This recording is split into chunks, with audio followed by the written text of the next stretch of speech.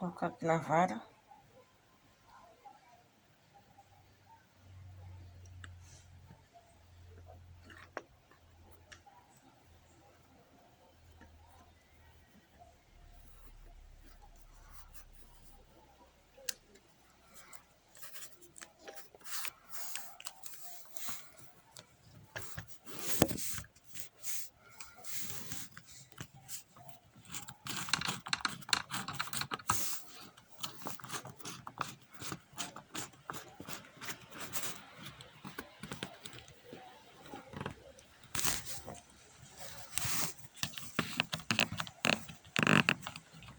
Já tá bem seguro, né? O parafuso que eu coloquei.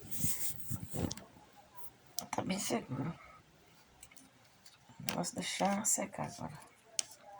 Porque a cola tá mole. Mas como eu coloquei o parafuso,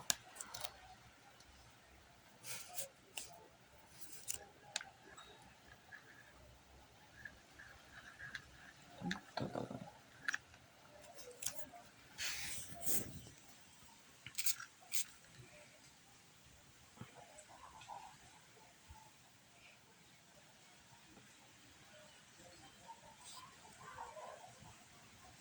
É isso aí.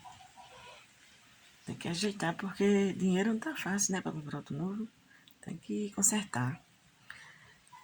Pois é, aqui é Miriam das Gambiarras. Forte abraço.